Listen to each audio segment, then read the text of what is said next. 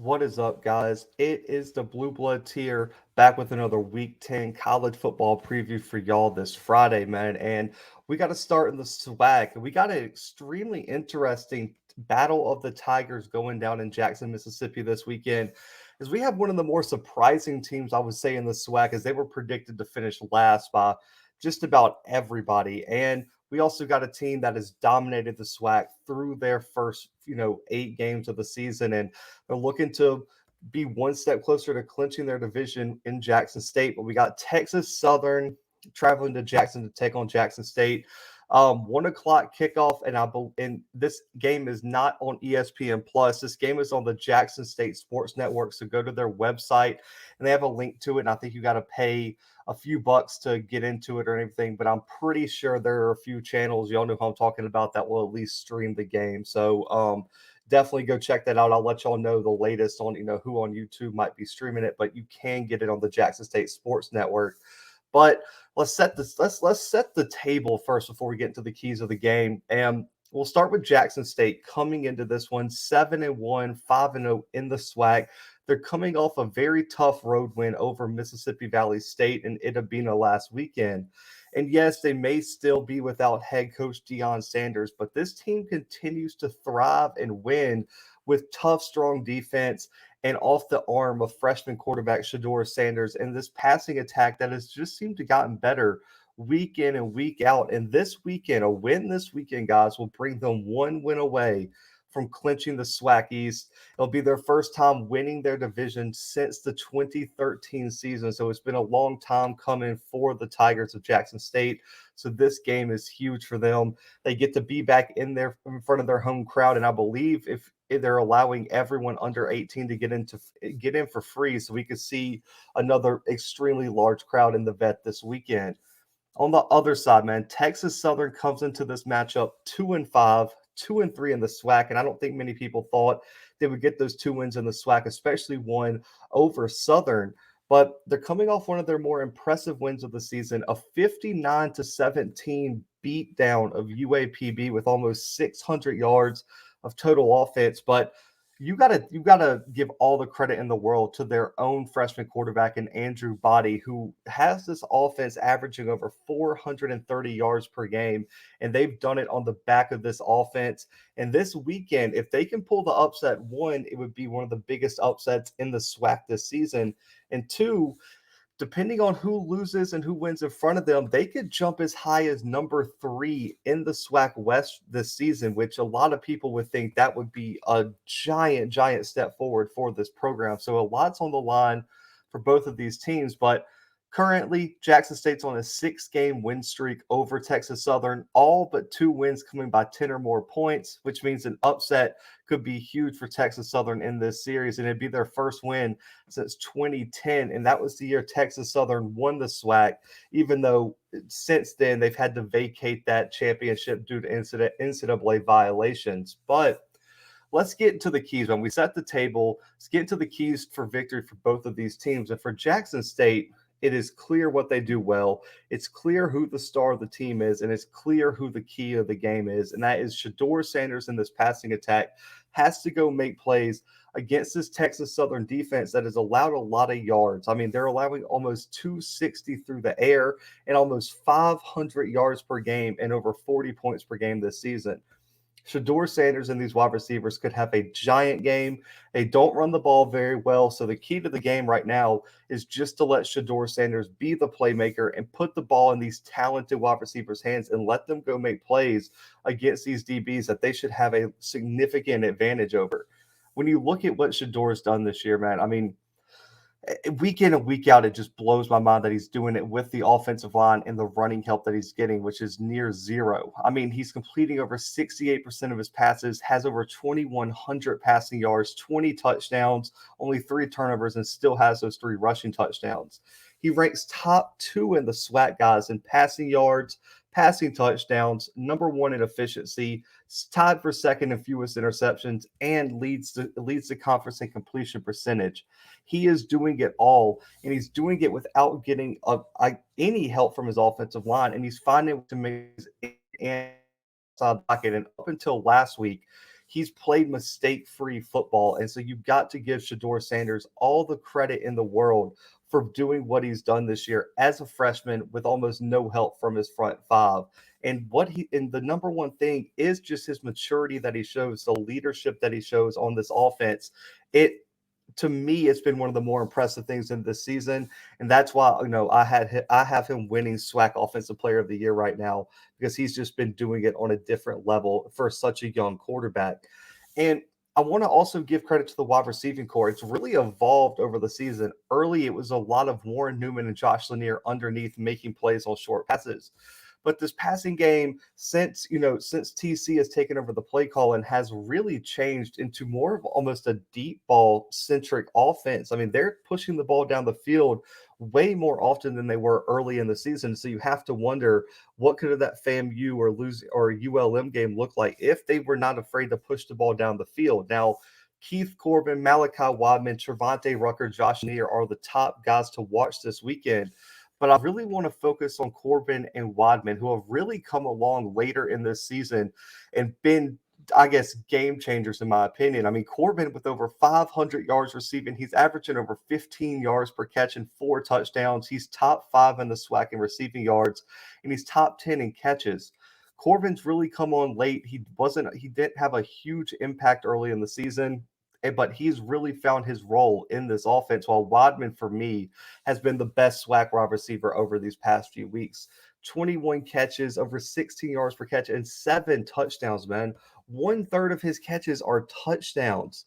He's second in the SWAC in touchdowns and really didn't even get to see the field till the Alabama A&M game. He's doing it at a different level. And for me, he's such a matchup nightmare with his size, athleticism, and his catch radius.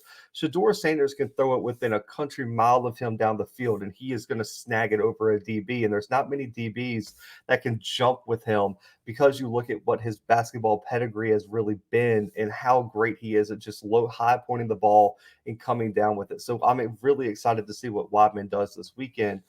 And of course, Rutgers second in the SWAC in yards per catch, averaging 21 yards per reception. Lanier up there with 4 touchdowns, 30 catches, almost 300 yards. He was banged up in the middle of the season, so I feel like his stats could be even more inflated than they are if he would have got to see some action over the past few weeks. But and number one concern I have this weekend for Jackson State is the one I've been harping on. And, I have people in my comments who agree with me from Jackson, and I have people in the comments who say I'm blowing out proportion and everything. But this Jackson State O-line and rushing attack has to be better this weekend. They have to be better than rushing for 30 yards, less than 30 yards in the past 2 weeks. Really and truly, they have the advantage this weekend. Texas Southern is not a big or electric or strong or quick, and they don't have a solid front seven that Jackson State is going to struggle with, in my opinion. So if they lose the line of scrimmage this weekend, my concern grows even larger. And they lost it significantly against Mississippi Valley State, but they had some guys up there that really could make an impact. I don't see that guy on this Texas Southern defensive line. So if there's someone that just explodes this weekend, I have major concerns moving forward for this front five for Jackson State. They've only rushed for 100 yards in 2 of their 8 games, under 30 yards rushing in 3 games this year, including their last 2, where they've only rushed for a combined 53 total yards against 2 of the worst SWAC teams in the league this year in Valley and Bethune-Cookman. The number one goal for me this weekend for Jackson State is they can rush for 75 to 100 yards this weekend. I don't think Texas Southern has a chance. But if they don't do that, I'm going to be critical of them if they can't get 75 rushing yards against Texas Southern. And I don't want to hear any excuses. This rushing defense of Texas Southern is allowing 227 per game on the ground, over 5 yards per carry for the season. Jackson State's front five and running game is too good. If they don't rush really for 100 yards for me, that is a major, major concern moving forward. So that's why the key for me is Shador Sanders and these wide receivers doing what they've been doing. Shador being that, point guard type quarterback, distributing the ball efficiently, not making mistakes. And Jackson State really and truly could win this game walking away. Now, for Texas Southern, everyone knows what the key is. Every channel on YouTube is going to tell you the same thing. Andrew Body, this is your moment. If Texas Southern plans to win this game, Body needs to be transcendent this weekend. It is going to be Body's opportunity on the biggest stage to show everybody why he's been one of the more hyped freshman quarterbacks in the SWAC. This year, he has 1,400 yards, 6 passing touchdowns, 3 rushing, over 400 yards rushing, and 6 yards per carry. Second in the SWAC in completion percentage, top 5 in yards, second in passing efficiency, tied with Shador in the SWAC with the fewest interceptions, and he's eighth in the SWAC in yards and yards per carry rushing. So him and Shador have by far been the two best young quarterbacks in the SWAC this year. This is going to be a great matchup to see. Andrew Body has to avoid turnovers. He has to be efficient when he has the chance to push the ball down the field. And the number one thing is I'll need to see Andrew Body do this weekend that Jackson State really hasn't seen this year is when Jackson State gets pressure and things break down in the pocket, can Andrew Body make plays down the field with his legs or out of the pocket with his arm and just turn those 10 12-yard losses into no gains, a gain of 5 yards, a gain of 10 yards, or get an explosive play when things break down. That's going to be the key for Andrew Body is to stay composed under pressure and show why he's such a dynamic athlete at the quarterback spot. That's going to be a key for Texas Southern all game long. Andrew Body is going to have a transcendent game this weekend.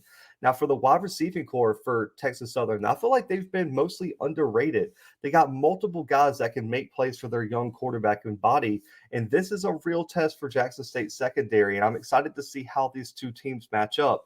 Lyndon Davis, 37 catches, over 600 yards, 2 touchdowns. He's top 10 in receptions, second in the SWAC in receiving yards, and top 6 in yards per catch. He is going to be a problem on the outside for Texas Southern, and if he has a big game, that could go a long way in giving them a chance to win. Jiron Johnson has had a big year, top 10 in the SWAC in receiving yards. Also transferred Jonathan Giles from Texas Tech. He needs to have a big game. He's only averaging 7 yards a catch. I want to see Giles be that deep threat. I know he can be. He does have 3 receiving touchdowns along with Jiron Johnson. These guys are gonna have to go make plays for Texas Southern. Number one thing for Texas Southern is not just avoiding turnovers, but you have to push the ball down the field. Jackson State's secondary is too athletic, too fast, and too sure tackling in the open field to just dump it underneath. But they have to make plays for their quarterback because if things are locked up in the back end, Andrew Body's going to need some help because this front seven of Jackson State is coming and coming fast, like we've seen week in and week out. Now, for Texas Southern, you're going to need some help from your rushing attack because if you watch this show at all, I've said the number one thing you can't be against Jackson State is one dimensional. And right now, this rushing attack's averaging 160 per game on the ground, with Andrew Body being the leading rusher for the squad. But the Tigers have 4 other players that have rushed for over 100 plus yards this season. They're going to have a big game. If Jackson State knows you can't run the ball and they can pin their ears back on second, third down and get after the quarterback, they're going to be a very, very tough team to beat, especially at home inside the vet.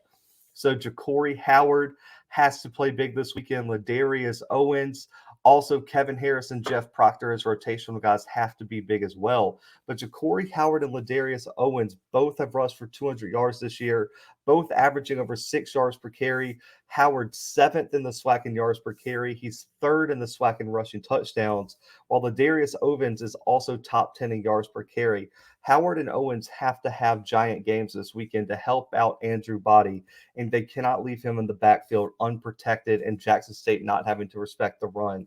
You have to be able to find a way to keep this Jackson State defense off balance, or Jackson State is going to pin their ears back and your quarterback is going to be in some serious trouble.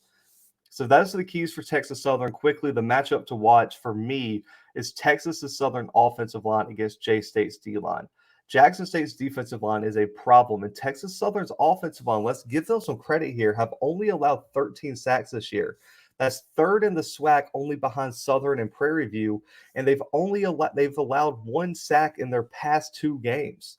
And so that's a solid production. They've only allowed 2 or more sacks in 1 game this season, which was Grambling a few weeks back, in which they got 4.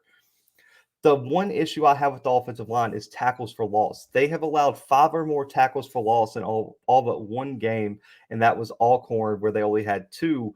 but they have to protect body. They have to try to stop negative plays. If you get into second and third and long, Jackson State feels so comfortable in those downs, and that plays right into their defensive game plan. So for me, Texas Southern has to limit sacks on body and also pave some rushing lanes and do not allow negative plays to get you off your rhythm. If Jackson State keeps Texas Southern behind the line of scrimmage off schedule, Jackson State's walking this game away.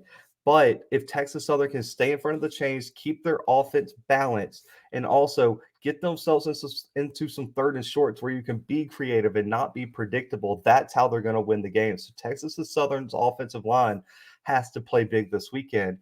But easier said than done, man. As Jackson State D line is arguably one of the best FCS defensive lines in the country. They lead the FCS and the SWAC in sacks and tackles for loss, 77 tackles for loss and 37 sacks this season. They have three or more sacks in all games, but two. Alabama State, Delta State, they didn't get three, but they've also had seven or more tackles for loss in every game this season, along with three games over 12 tackles for loss. It starts with James Houston. He is a game changer, and I think you can make an argument he's the best player in the SWAC right now. I mean, James Houston is an entire problem. 9.5 sacks, 14.5 tackles for loss, and he's going to be a guy that if you don't game plan for him, he is going to wreck shop week in and week out, and you have to go make plays against the other side of the line. You have to stop James Houston. If you stop one person, if you're Texas Southern, do not let James Houston beat you because he is a game changer off that defensive end spot. Also, Aubrey Miller, Antoine Owens, Niles Gaddy, Devontae Davis. All these guys have more than 3 sacks this season. All have multiple tackles for loss. Antoine Owens has quietly been one of the more efficient D linemen that people really aren't talking about. 4.5 sacks, 11.5 tackles for loss.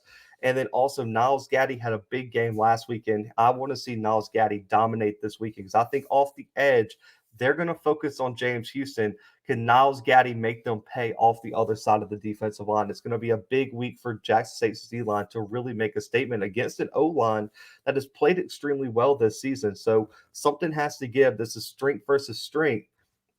But if Jackson State can get to body, force him to make mistakes while limiting his plays outside the pocket, Jackson State's running away. But if Body can push the ball down the field, have some time to make things happen with his legs, and when things do break down, still find a way to keep Texas Southern alive, this game could be very interesting down the stretch. Now, for my game prediction, man, I just right now with how Jackson State's playing, I just have a hard time seeing anybody beat them. And as much as this is a real test for Jackson State, especially with what type of offense Texas Southern is bringing, I just don't see that Texas Southern defense allowing over 40 points per game to get enough stops to make this interesting. I do think Texas Southern can make some plays on the offensive side of the ball, whether it's through the air or on the ground. But for me, I think Jackson State's defense is going to make plays down the stretch to keep Texas Southern off the board. And I just don't trust Texas Southern's defense to keep Jackson State off the board. So for me, I have Jackson State winning a big one this weekend, 48-17 over Texas Southern. I still think Texas Southern gets some points on the board, but I just don't trust Texas Southern to stop Jackson State. So 48-17 Jackson State this weekend over Texas Southern in the Battle of the Tigers. But man, I appreciate y'all tuning into the Blue Bloods. We got one more preview to wrap up the week. It's our SWAC game of the week. FAMU traveling to Southern dropping this afternoon. So stay tuned for that. Turn on your post notifications and subscribe now. Go ahead and smash the thumbs up on this video and comment your score predictions and takeaways from this game below. Can't wait to see this one go down this weekend, 1 o'clock on the Jackson State Sports Network. And guys, if you're traveling to the game, y'all be safe. But for right now, man, on the Blue Bloods, we are out.